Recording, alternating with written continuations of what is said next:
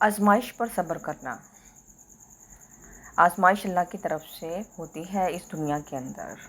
ویسے تو یوں سمجھیے پوری انسانی زندگی جو دنیاوی زندگی ہے اس کا مقصد ہی آزمائش بتایا گیا ہے۔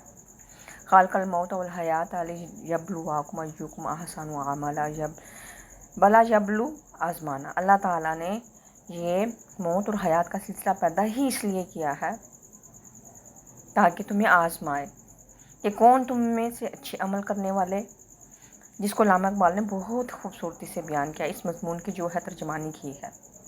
کلزم ہستی سے تو ابھرا ہے مانند حباب، اس زیاں خانے میں تیرا امتحان ہے زندگی۔ کیا بات ہے!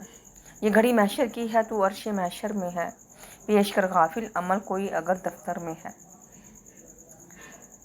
یہ انداز اللہ تعالیٰ کی طرف سے آزمائش پر صبر کرنا چاہیے۔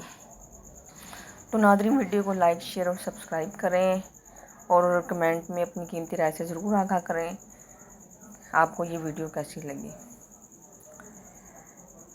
نہیں تیرا نشیمن قصر سلطانی کے گنبد پر، نہیں تیرا نشیمن قصر سلطانی کے گنبد پر، تو شاہین ہے بسیرا کر پہاڑوں کی چٹانوں پر، تو شاہین ہے بسیرا کر پہاڑوں کی چٹانوں پر۔ کی محمد سے وفا تو نے تو ہم تیرے ہیں، یہ جہاں چیز ہے کیا لوح و قلم تیرے ہیں۔ حضور پاک صلی اللہ علیہ وسلم سے محبت کرنے والے کو دنیا اور آخرت دونوں مل جاتی ہیں اور اللہ تعالیٰ اس کو کامیاب کر دیتے ہیں۔ جیسے اللہ تعالیٰ خود فرماتے ہیں کہ اے مومنو نبی کریم صلی اللہ علیہ وسلم پر درود بھیجو، کیونکہ اللہ اور اس کے فرشتے نبی کریم صلی اللہ علیہ وسلم پر درود بھیجتے ہیں۔ سبحان اللہ۔ ناظرین ویڈیو کو لائک، شیئر اور سبسکرائب کریں۔ السلام علیکم۔